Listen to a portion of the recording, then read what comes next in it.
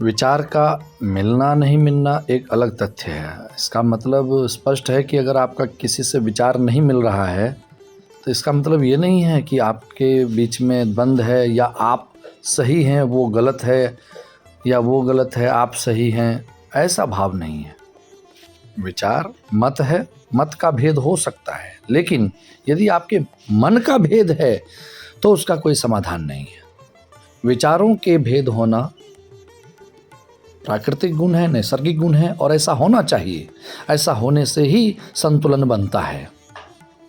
वैचारिक मतभेद में किसी भी प्रकार के क्षति की संभावना नहीं रहती है। यदि आप वैचारिक मतभेद से आप मनभेद में परिवर्तन करके किसी प्रकार के हार्म करते हैं, नुकसान करते हैं, तो आपसे बड़ा मूर्ख और अज्ञानी कोई नहीं है।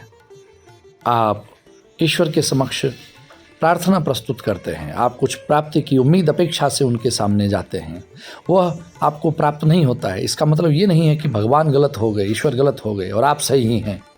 हो सकता है इसके पीछे ईश्वर की कोई मनसा होगी जो आपके हित के लिए होगी।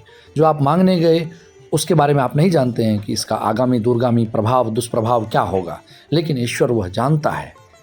इसलिए मन के भेद को छोड़िए, वैचारिक भेद यदि है, मत का भेद यदि है तो उसे दूर कीजिए। इसका मतलब स्पष्ट है, हमारे विचार हमारे अनुभवों, हमारे ज्ञान और हमारी भावनाओं को प्रभावित करता है। हमारे विचार का उद्गम हमारी मानसिक प्रक्रिया से है। हमें अपने विचार और दूसरों के विचार का अवलोकन अवश्य करते रहना चाहिए। यह नाना प्रकार की समस्याओं को समाधान करने में सक्षम होता है। दुनिया को समझने, सीखने और विकसित होने में यदि कुछ मदद करता है तो वो विचार ही है, बशर्ते कि यह सकारात्मक तरीके से हो।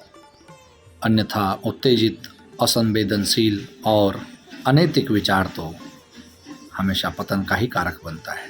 इसलिए स्वच्छ विचारों के साथ रहें। महादेव शंभु, हरिओम तत्सत।